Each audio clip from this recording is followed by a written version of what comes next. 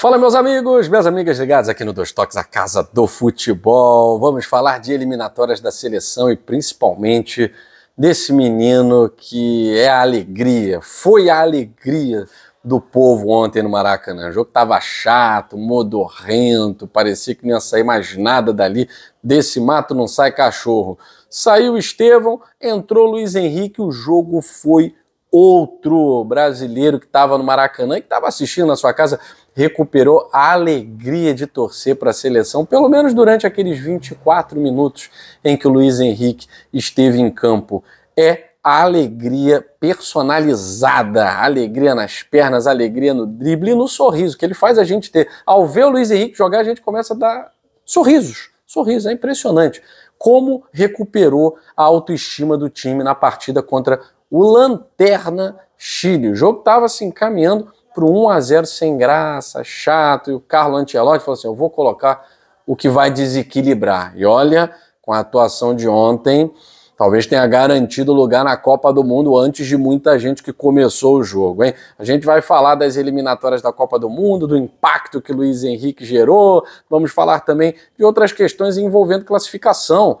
Hoje é feriado no Paraguai, você sabia? Pois é, Gatito Fernandes, Gustavo Gomes e tantos outros jogadores paraguaios que jogam e já jogaram pelo Brasil vão disputar uma Copa do Mundo. E é feriado no Paraguai, pois é, o Paraguai conseguiu ontem um resultado que garantiu a classificação antecipada, uma partida antes de terminar as eliminatórias para a Copa do Mundo. Então já temos definido na América do Sul Argentina, Brasil, Uruguai, Equador, Colômbia e Paraguai. Apenas uma vaga está em jogo. Uma vaga entre Bolívia e Venezuela. Curiosamente, tanto Bolívia quanto Venezuela perderam os seus jogos ontem. Não dá para dizer que é goleada, né? A Argentina venceu a Venezuela no Monumental de Núñez, no confronto de dois campeões da América, Almada e Savarino. E a Bolívia perdeu para a Colômbia 3-0 também.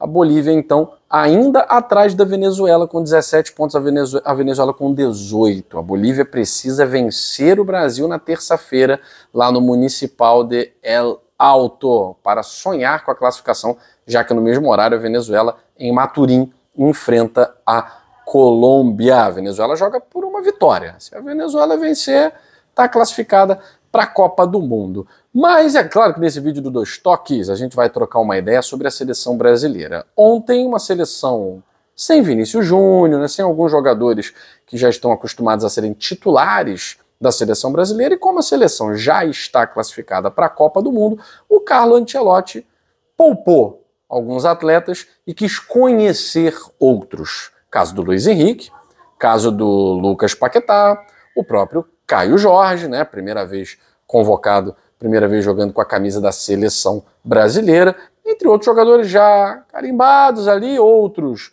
que vêm como aposta, mas crescendo muito. Enfim, ontem, 1-0, estava chato, gol do Estevão ali, né, que está jogando muita bola no futebol inglês, tem que ser convocado mesmo, mas o Brasil não fugiu muito da burocracia dos últimos jogos, né? O Carlo Ancelotti é bom treinador, mas não faz milagre, né? Então o Brasil estava jogando o mesmo futebol econômico das últimas partidas, né? Coisa de 1-0, ia ser mais um 1-0. E aí vem aquele fator que desequilibra, né? Que é o fator do jogador do improviso. O Luiz Henrique é o jogador do improviso. O jogo está amarrado, taticamente o Brasil não está conseguindo se encontrar, jogadores sem entrosamento, sem criatividade, jogadores sem ousadia. Bota um cara que vai desequilibrar. Esse cara não é o Paquetá. O Paquetá entra, o Andrei entra, mas quem vai resolver o jogo, quem vai desequilibrar, quem vai trazer os lances plásticos, vai ser o Luiz Henrique. E ontem foi curioso, né, porque o Maracanã xoxo, estava ali 20 minutos, a torcida já quieta, sem emoção. O Chile estava mais com a bola. O Chile chegou a ter mais porcentagem de posse de bola. Tinha a bola, mas não criava, né? E quando o Carlo Ancelotti começou a olhar para o banco, a torcida, provavelmente a do Botafogo, né? Luiz Henrique, Luiz Henrique. E o Luiz Henrique veio para o aquecimento, ao lado do Andrei, né? Depois que o Luiz Henrique começou a ser acionado, e aí viu-se que a jogada é ali, a jogada é pela direita, a jogada é no homem do improviso. E aí vem a jogada pela esquerda, porque o Luiz Henrique vai se deslocar para a esquerda.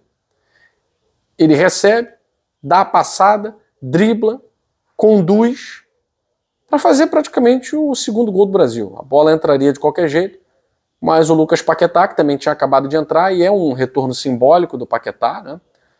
Ficou aí longe da seleção, 2 anos vivendo o drama de ser acusado de manipulação de resultado, tá na Inglaterra, e aí faz um gol, que é um gol do desafogo, né? É um gol de desafogo. E o Paquetá teve a hombridade de dizer que o gol foi do Luiz Henrique. O 90% do gol foi do Luiz Henrique.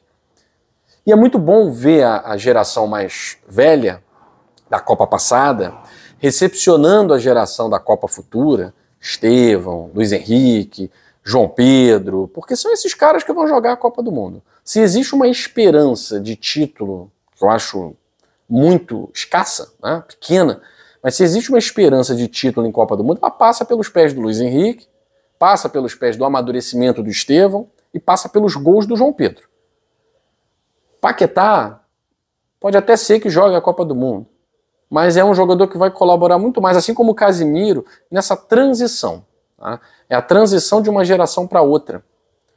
O Bruno Guimarães é um cara dessa Copa, é o cara da próxima Copa. Não é, que grande futebol joga o Bruno Guimarães, mas é um cara que pode dar caldo aí. Juntando um bom time, um bom 11 inicial, é um cara que pode dar caldo. Joga muita bola na Inglaterra. Precisa transmutar isso para a seleção brasileira. Agora, para isso, não pode sentir o peso da camisa, não pode sentir o peso do jogo. E se tem um jogador que em nenhum momento sentiu o peso, esse jogador é o Luiz Henrique. No segundo jogo dele com a seleção brasileira, exatamente contra o Chile, o Luiz Henrique fez o gol da vitória. Veio driblando, ali pela direita, fez o gol. No dia em que o Igor Jesus estreou com a camisa da seleção brasileira, também fazendo o gol. Foi um 2-1 contra o Chile. No jogo seguinte, num 4-0, jogou demais. Fez um golaço de novo. E aí essa questão, foi para a Rússia, não foi mais convocado. Eu acho uma bizarrice, né? Se é craque, se joga bola, onde estiver jogando bola, tem que ser convocado. E aí foi convocado e mostrou que pode ser um dos grandes nomes da Copa do Mundo de 2026 com a camisa da seleção brasileira. E mostrou que tem bola para ser titular. A gente tem que acabar com aquela panelinha de seleção brasileira. Rafinha, Rodrigo, Vinícius Júnior, então tem que acabar com essa panelinha. Porque já não deu certo na Copa passada. Vamos misturar jogadores que estão num alto nível. O Vinícius Júnior vive um altíssimo nível. Ok, o Vinícius Júnior tem que estar na seleção. Mas por que eu tenho que manter jogadores que nos seus clubes podem até dar muito certo, mas na seleção não dão certo? Tem que ter esse feeling. E o Ancelotti não tem rabo preso com ninguém. Nem tem que ter, veio para isso. Então, que ele perceba que para ganhar a Copa do Mundo vai ter que sair da mesmice das Copas passadas. Vai ter que misturar essas gerações. João Pedro, Luiz Henrique, Estevão, pedem passagem.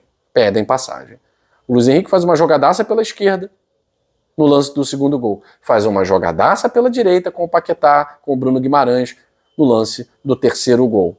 O gol não foi dele, mas ele saiu. Se não foi o melhor em campo, ficou apenas 24 minutos em campo, foi o grande personagem do jogo. E é legal você ver afora a rivalidade, né? Botafogo-Palmeiras, que foi criada no passado por conta de tudo que aconteceu em 2023 também. Esteve o Luiz Henrique ali, agora vivendo um outro momento. A seleção unida, a seleção voltando a ser uma família. Que seja a família Ancelotti, ok. Mas que seja o grupo unido, sem vaidades. E eu acho que alguns jogadores são erva daninha. Não dá para tirar alguns jogadores. Mas a gente precisa colocar as novas flores que estão desabrochando no jardim da seleção brasileira para acabar com essa questão de antiguidade é posto. O que é posto no futebol?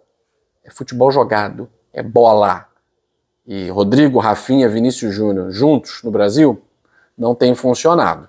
Isso é um trabalho para o Ancelotti. A dica está aí. É contra o Chile, é o lanterna e tal. Ok, mas o futebol brasileiro não é marcado pela burocracia europeia. O futebol brasileiro sempre foi campeão no improviso, na alegria, na arte do drible. Em 2022, mesmo com aquele time limitado de 2022, nós tínhamos o Ronaldinho Gaúcho. Nós tínhamos um Denilson no banco, mas que entrava e fazia o fuzuê. Nós tínhamos um R9, nós tínhamos o Rivaldo, excelente Rivaldo. Jogadores que desequilibravam pelo drible, pela capacidade decisiva e pelo improviso. Que o Ancelotti tenha a visão de que o Brasil, para competir numa Copa, não pode abdicar do que é genuinamente brasileiro.